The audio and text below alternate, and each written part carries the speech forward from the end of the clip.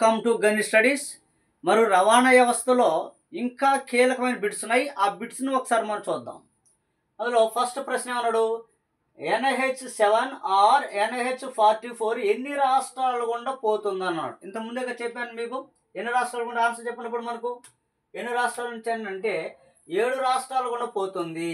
Right. Next రెండో ప్రశ్న, జిల్లాలను చిన్న పట్టణాలను కలిపే రోడ్లను నిర్వహించేది ఎవరు అన్నాడు. రాష్ట్ర ప్రభుత్వమే కదా, రాష్ట్ర ప్రభుత్వం. నెక్స్ట్, కంకరతో నిర్మించు గ్రామీణ రోడ్లు బాధ్యతను ఎవరు నిర్వహిస్తారు? గ్రామ పంచాయతీ. నెక్స్ట్ నాలుగో ప్రశ్న, పట్టణ రోడ్ల నిర్వహణ బాధ్యత ఎవరిది? మున్సిపాలిటీ వాళ్ళది కదా, కార్పొరేషన్. ఓకేనా, రైట్. నెక్స్ట్ మనకు భారత రైల్లో ప్రయాణించేటువంటి ప్రయాణికులు, రైల్లో ప్రయాణించడం ఎంత అని చెప్పాను నేను, 1/5 వంతు అనే విషయం మనం చెప్పాం. నెక్స్ట్ మనకు ఆరో ప్రశ్న చూడండి, ఆంధ్రప్రదేశ్లో రైల్వే స్టేషన్లు, రైలు మార్గాలు, పడవలను ఈ క్రింది వానిలో గుర్తించండి అన్నాడు. ఎన్ని రైల్వే స్టేషన్లు ఉన్నాయంటున్నాడు? 650 రైల్వే స్టేషన్లు, 5000 కిలోమీటర్లు రైలు పడవ ఉన్నదని మనం చెప్పవచ్చు. మనకు చూడండి, నారో గేజ్ అంటారు, బ్రాడ్ గేజ్ అంటారు, మీటర్ గేజ్, 3 రకాల గేజులు కూడా మనకు ఉన్నాయనే విషయాన్ని మనం చెప్పుకోవచ్చు. నెక్స్ట్ మరొక ప్రశ్నలోకి, 7వ ప్రశ్నలోకి వెళ్ళిపోతాము. ఓకే, ఎక్స్ప్లెనేషన్ అన్నారు కాబట్టి ప్రశ్నలు ఈజీగానే ఉంటాయి. మీకు పెద్ద పెద్ద భారీ స్థాయి ప్రశ్నలే ఉండవు, మీకు ఈజీగానే ఉంటాయి కాబట్టి ప్రశ్నలు చూసుకుంటూ వచ్చేయండి. ఆ 7వ ప్రశ్న చూడండి, ఆంధ్రప్రదేశ్లోని దేశీయ విమానాశ్రయాలను, డొమెస్టిక్ దేశీయ మన దేశంలోనే తిరిగేటువంటి విమానాశ్రయాలు అన్నమాట. ఎన్ని? మొత్తము 6 ఉన్నాయి. రైట్, ఓకేనా. నెక్స్ట్ 8వ ప్రశ్న, అంతర్జాతీయ విమానాశ్రయాల నుండి వివిధ దేశాలకు ప్రయాణం చేయవచ్చు. ఎస్, చేయవచ్చు. ఎస్. దేశీయ విమానాశ్రయాలతో దేశంలోని ముఖ్య పట్టణాలను ప్రయాణం చేయవచ్చు. ఎస్. ఈ 2 సరైన కాబట్టి ఆన్సర్ ఏంది మనకు ఏ మరియు బి అనేది సరైన సమాధానం. Okay, right. నెక్స్ట్ మనకు 9వ ప్రశ్న, ఆంధ్రప్రదేశ్లోని ఓడరేవుల సంఖ్య ఎన్ని? మొత్తము ఓడరేవులు ఎన్ని ఉన్నాయంటే 15 ఓడరేవులు ఉన్నాయి. ఎన్ని ఓడరేవులు ఉన్నాయి? 15 ఓడరేవులు ఉన్నాయనే విషయం మనం చెప్పుకోవచ్చు. Okay, right. నెక్స్ట్ మరొక ప్రశ్న, ఎందుకంటే ఆంధ్రప్రదేశ్లో మీకు ఇంతకుముందు చెప్పాను, అతి పెద్ద ఓడరేవు అంటే విశాఖపట్నం పోర్ట్ అంటాం. అతి ప్రాచీనమైనదంటే అప్పుడు మనం ఏమనాలి, అక్కడ ఉన్న దాంట్లో మచిలీపట్నం ఉంటుంది, అది ఎత్తుక్కోవాలి. మరి కాకతీయుల కాలంలో మొదటి ఓడరేవు అని అంటే మోటుపల్లి అనే విషయం మనం చెప్పుకోవచ్చు.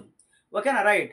ఇక్కడ ఆంగ్ల అంటే ఐరోపా వాళ్ళందరూ వచ్చినట్టు ఓడరేవు అన్నాం అనుకోండి, అప్పుడు మచిలీపట్నం పోర్ట్ అనాలి. అట్ట కాకుండా గ్రీన్ ఫీల్డ్, గ్రీన్ ఫీల్డ్ అంటాం కదా, గ్రీన్ ఫీల్డ్ పోర్ట్ ఎక్కడ ఉన్నది అంటాడు, కృష్ణపట్నం పోర్ట్. అసలు గ్రీన్ ఫీల్డ్ అంటే ఏంది?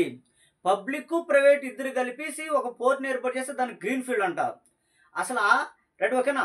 సో మనకు ఆసియా ఖండంలోనే మొట్టమొదటి అతి పెద్ద గ్రీన్ ఫీల్డ్ పోర్ట్ ఏదంటే కృష్ణపట్నం పోర్టే. ఆ పోర్ట్ వచ్చినప్పటి నుంచే కదా, ఆ పోర్ట్ నుంచి మనము ఐరన్ ఓర్ని జపాన్ దేశానికి ఎక్స్పోర్ట్ చేసాం. అంతకుముందు వరకు విశాఖపట్నం పోర్ట్ నుంచి పంపించేవాడు మనం. ఇలా ప్రశ్నకు డెప్త్ ఆన్సర్ మనం వెళ్ళిపోవాలి. అది మన గణిత స్టడీస్లోనే అలాంటి డెప్త్ అనేది మీకు వస్తుంది. ఇలాంటి డెప్త్ మీకు వస్తుంటే బిట్ ఎక్కడి నుంచి వచ్చినా, అది జాగ్రఫీలో వచ్చినా, ఎకానమీలో అడిగినా, హిస్టరీ పాయింట్ ఆఫ్ వ్యూ అడిగినా చెప్పండి. ఆ సబ్జెక్ట్లో 3 అంశాలు అనేది 3-4 సబ్జెక్టులు వెళ్తూ ఉంటాయి. అది గమనించండి యాస్పిరెంట్గా మీరు. Okay, right. ఇక్కడ 15 పోర్టులు ఉన్నాయి. ఓకే, రైట్, బాగుంది. అత్యాధునిక పోర్టు ఎక్కడున్నదంటే జవహర్లాల్ నెహ్రూ పోర్టు, అది బొంబాయి. ఓకేనా, రైట్.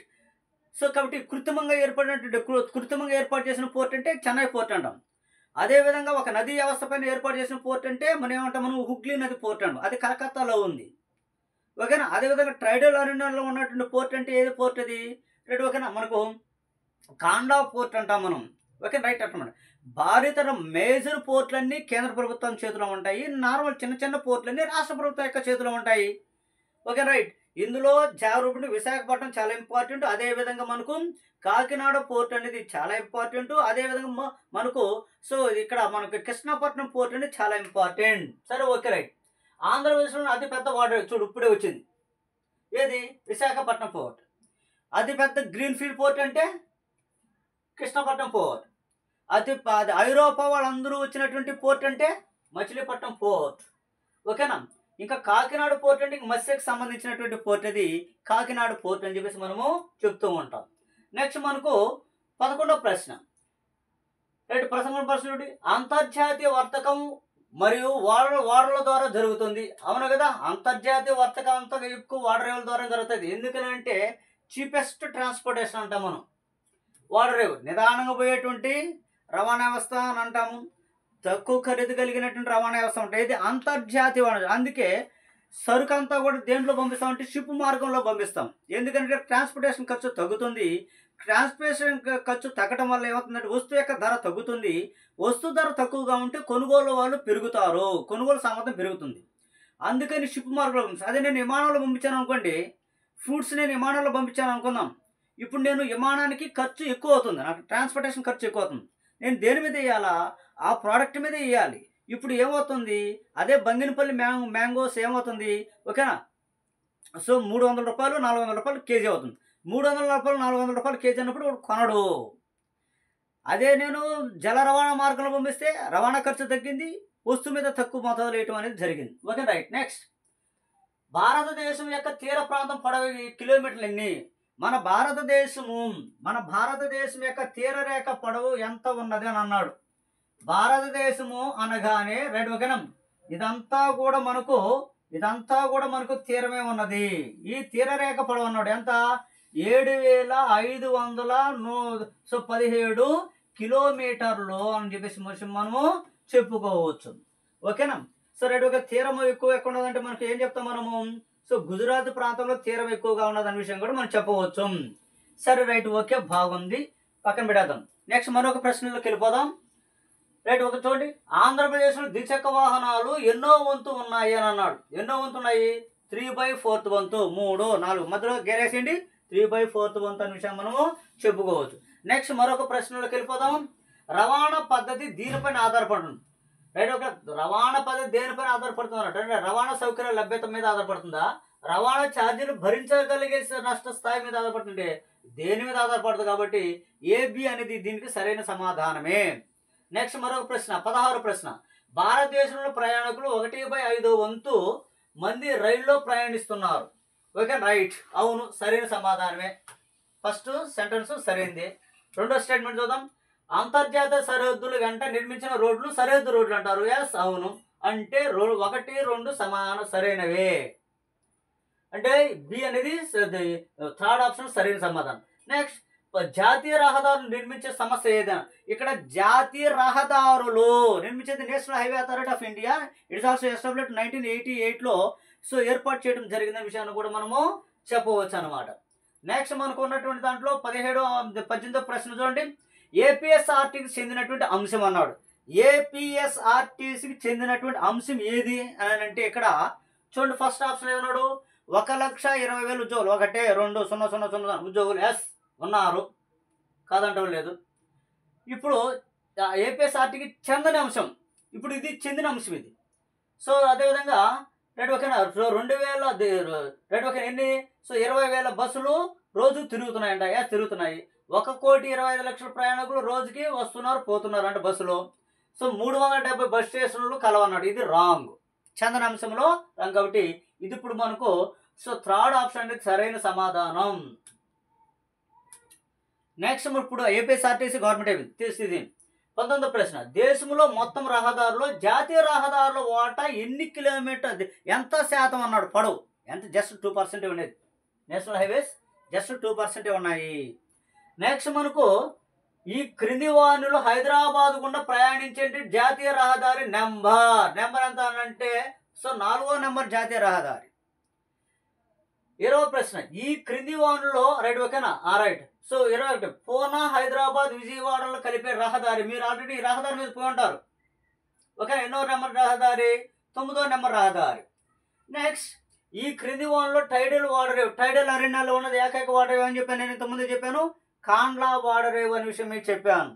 నెక్స్ట్, భారతదేశంలో అతి పొడవైన వాడరేవు. చూడు ఇక్కడ కొంచెం చూడండి, ఇక్కడ ఎక్కడ కూడా ముంబై లేదు. ముంబై లేదంటే నెక్స్ట్ ఆప్షన్కి ఏదైనా వెళ్ళిపోవాలా? చెన్నైకి వెళ్ళిపోవాలి. చెన్నై వాడరేవు. కృత్రిమంగా కూడా అది పెద్దదేది చెన్నై వాడరేవు. కంపెనీ ఏర్పాటు చేసిన వాడరేవు అంటే చెన్నై వాడరేవు. అంటే బ్రిటిష్ వాడు ఏర్పాటు చేసిన వాడరేవు అంటే సో చెన్నై వాడరేవు. ఈ వాడరేవు నుంచి తోళ్ళు అనేది దాన్ని తోలు ఉంటుంది, లెదర్ ఎక్కువ ఎక్స్పోర్ట్ చేయడం అనేది జరుగుతుంది. ఇంకా విశాఖపట్నం పోర్ట్ సో తీర ప్రాంతంలో అతిపెద్ద వాటర్ ఏదంటే విశాఖపట్నం పోర్ట్ అంటారు. ఈ పోర్ట్ నుంచి మన ఇనుప ఖనిజాన్ని జపాన్ పంపిస్తున్న విషయం మనము చెప్పవచ్చు అనమాట. ఈ పోర్ట్ దగ్గరే మనకు నేవీ కూడా ఉన్నది. మనకు తూర్పు తీరంలో ఉన్న నేవీ వ్యవస్థ ఎక్కడ ఉన్నదంటే విశాఖపట్నం అనుకుంటారు. చూడు దీని మీద ఇలాంటి ప్రశ్నలు కూడా స్పందిస్తాడు. సో స్కూల్ అసిస్టెంట్ వాళ్ళు చాలా జాగ్రత్త చూడాలి, నా క్లాస్ ఎస్పెషల్లీ. ఇక కలకత్తా పోర్ట్ స్పెషల్ ఏంటి? నది ఆధారితమైనటువంటి పోర్ట్ అది, దాన్ని హుగ్లీ నది పోర్ట్ అంటారు. Okay right. సో నెక్స్ట్ మనకు ఇంకా కొచ్చి వాటర్ ఏమని అంటారు? అరేబియా రాణి అని అంటారు. ఏ రాణి అది? అరేబియా రాణి అంటారు. అంటే ఇప్పుడు 4 సబ్ హెడింగ్లు ఉంటే అందులో ఉన్న అంశాలన్నీ కూడా నేను మీకు డేటా ఇవ్వడం అనేది జరిగింది. అంటే ఇప్పుడు కొచ్చి వాటర్ ఎక్కడ కదా ఉంటుంది మనకు? కొచ్చి పోర్ట్. అందుకే ఇది అరేబియా సముద్రం కదా, కనుక అరేబియా రాణి ఏదన్నాడు. బిట్ అడిగిన ప్రశ్న అది. ఇంకా కలకత్తా పోర్ట్, ఇక్కడ హుగ్లీ నది ఉంది కానీ హుగ్లీ నది పైన ఉన్నది అంటే కలకత్తా ఏరియా కలకత్తా పోర్ట్ అని కూడా పిలుస్తారు దాన్ని. ఇంకా విశాఖపట్నం పోర్ట్. ఓకేనా, మన ఆంధ్రప్రదేశ్లో ఉన్నది పెద్ద పోర్ట్ అని కూడా అంటారు దీన్ని. రైట్, ఓకేనా రైట్. నెక్స్ట్ మనకు ఉన్నటువంటి అంశాల్లో భాగంగా మరొక ప్రశ్నకి వెళ్ళిపోదాం. ఈ క్రింది వానిలో నది ఆధారిత వాటర్ ఇంతకుముందే చదివాను నేను మీకు ప్రశ్న, ఏది? కలకత్తా వాటర్ రేవు. నెక్స్ట్ మనకు ఉన్నటువంటి దాంట్లో రైట్, బ్రాడ్ గేజ్ రైల్వే మార్గాల్లో పట్టాల మధ్య గ్యాప్ ఎంత? నీకు బ్రాడ్ గేజ్ అంటే ఏంది, మీటర్ గేజ్ అంటే ఏంది, నారో గేజ్ అంటే స్టాండర్డ్ గేజ్ అంటే ఏంటి అని చెప్పేసి ఇవన్నీ ఇవన్నీ పలకరిస్తూ ఉంటాడు. Okay right. So right, okay. So కాబట్టి ఇక్కడ ఏంటి ఇప్పుడు మనకు ఆన్సర్? సో 1.67. సో ఏంటి ఇక్కడ? మీటర్లు. ఓకేనా, మీ అన్నాడు. నెక్స్ట్ 26వ ప్రశ్న. 26వ ప్రశ్నలకు ఒకసారి చూడండి. వెరీ వెరీ వెరీ ఇంపార్టెంట్ 26వ ప్రశ్న. ఓకేనా రైట్. మన దేశంలో వ్యాపార రీత్యా అతిపెద్ద వాటర్ ఇదిగో ముంబై పోర్ట్. ఈ పోర్ట్ నుంచి మనము చమురు నిల్వలను దిగుమతి చేసుకుంటున్నాము, క్లాత్ కూడా మనం అధిక మొత్తంలో ఎగుమతి చేస్తున్నాం. అత్యాధునిక పోర్టు ఉండేది కూడా ఇక్కడ ముంబై పోర్టు, జవహర్లాల్ నెహ్రూ పోర్ట్ అని చెప్పేసి మనం పిలిచేవాళ్ళు. మొత్తం కూడా టెక్నాలజీ ఉపయోగిస్తారు, లోడింగ్ అన్లోడింగ్ అంతా కూడా మిషనరీ చూసుకుంటుంది. నెక్స్ట్ ఈ క్రింది వాటిలో కృత్రిమ వాడరు. ఇంతకుముందు నేను చెప్పాను కృత్రిమ వాడు ఎన్నిసార్లు అడిగాడు ఏ ప్రశ్నను? Okay right, Chennai port. Next 28వ ప్రశ్న. రహదారులను అధికంగా కలిగిన రాష్ట్రం ఏది? రైట్, ఓకే చూడండి. బెటర్ ఇన్ఫ్రాస్ట్రక్చర్ కలిగిన రాష్ట్రంలోనే వ్యాపారం కూడా పుష్కలంగా ఉంటుంది. అందుకే మనకు మహారాష్ట్రాన్ని మనం ఎప్పుడు కూడా రోడ్డు మార్గాలు ఎక్కువ కలిగినటువంటి రాష్ట్రం అంటాం. ఎందుకు రోడ్డు మార్గాలు ఎక్కువ కలిగిన రాష్ట్రం అన్నావు అని అంటే, వ్యాపారస్తులకి ఇన్ఫ్రాస్ట్రక్చర్ ఎక్కడుంటే అక్కడికే వస్తారు. అందుకని ఈ మహారాష్ట్రలో రోడ్లు ఎక్కువగా వేస్తుంటారు అన్నమాట. నేషనల్ హైవేస్ కావచ్చు, రాష్ట్ర రోడ్లు కావచ్చు, మున్సిపల్ రోడ్లు కావచ్చు, మరియు ఈ రోడ్లు కావచ్చు. ఇక్కడ వ్యవసాయం అనుకూలంగా ఉంది, పోర్ట్లు అనుకూలంగా ఉన్నాయి, ఎగుమతులు దిగుమతులు జరుగుతూ ఉంటాయి, ఎక్స్పోర్ట్స్ ఇంపోర్ట్స్. అందుకని ముంబై నగరం అంట. ఎందుకనంటే రైట్, ఓకే దీని ముంబై నగరం అనగానే వస్త్ర పరిశ్రమలకు బాగా ప్రసిద్ధి చెందినటువంటి ప్రాంతం అని కూడా అంటాము. ముంబై ప్రాంతంలోనే కదా టీసీఎస్ పుట్టినిల్లు అంటాము, ఐటీ సెక్టర్ పుట్టినిల్లు అని చెప్పేసి విశాఖపట్నం ఏదంటాం మనము ముంబై అనే విషయం మనం చెప్తాం. నెక్స్ట్ 29వ ప్రశ్న. భారతదేశం మొదటి రైలు మార్గాన్ని ప్రయాణం ప్రారంభించిన సంవత్సరం మీకు తెలుసు బాగా, 1853. డల్హౌసీ సమయం కాలం అన్నమాట. గవర్నర్ జనరల్గా ఉన్నాడు డల్హౌసీ అంటారు. రాజ్య సంకలన సిద్ధాంతాన్ని కూడా ప్రవేశపెట్టింది ఆయనే కదా. వితంతులో పునర్వివాహ విధానాన్ని కూడా తీసుకొచ్చింది కూడా ఆయనే కదా. ఎవరు? డల్హౌసీ. ఇట్టా అనమాట. రైట్, ఇలాంటి అంశాలు కూడా హిస్టరీకి దీనికి లింక్ చేసుకొని చదవాలి జాగ్రత్త. ఎందుకంటే హిస్టరీకి లింకులో ఉంటుంది ఎప్పుడు కూడా. ఇందిరాగాంధీ అంతర్జాతీయ విమానాశ్రయం ఇచ్చగలదు. ఇది ఇంటర్నేషనల్ పోర్టు, అత్యంత భారతదేశంలో రద్దీ అయినటువంటి పోర్ట్ అని కూడా అంటారు. ఇది కూడా గ్రీన్ ఫీల్డ్ పోర్ట్ అని అంటారు. మొత్తము అంత సోలార్ సిస్టమ్ ఇది పాలెంలో ఉంది, న్యూఢిల్లీలో ఉంటుంది అనమాట. Right, okay. సో డమ్ కలకత్తా పోర్ట్, దీనికి ఇటీవల కాలంలో సో నేత సుభాష్ చంద్రబోస్ యొక్క పేరు కూడా పెట్టడం జరిగింది. So right, next Chennai so international airport. Okay right. Next మనకు ముంబై పోర్ట్కి ముంబైలో ఉన్నట్టు ఇంటర్నేషనల్ ఛత్రపతి శివాజీ టెర్మినల్ పెట్టడం జరిగింది. సరే, ఓకే బాబు. ఇంకా 31 ప్రశ్న చూద్దాం.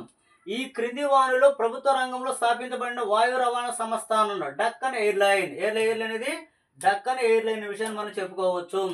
ఓకేనా రైట్, డక్కన్ ఎయిర్లైన్. నెక్స్ట్ మరో ప్రశ్న చూడు. తూర్పు మధ్య రైల్వే ప్రధాన కేంద్రం అన్నాడు. సో ఏది? హాజీపూర్.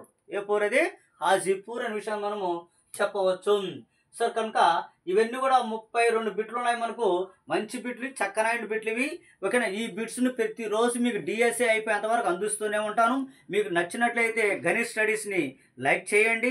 గణిత్ స్టడీస్ యాప్ని డౌన్లోడ్ చేసుకోండి. గణిత్ స్టడీస్ యొక్క యూట్యూబ్ ఛానల్ని సబ్స్క్రైబ్ చేసుకోండి.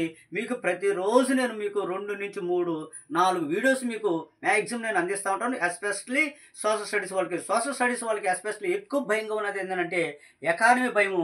మీరు ఏం భయపడద్దు, ఎకానమీకి నేను మీకు ఉన్నాను. ఓకేనా. రైట్. 100% రేపు ఎగ్జామ్ అయిపోయిన తర్వాత మీరు కూడా ఇదే మాట చెప్తారు. Okay right. Thank you.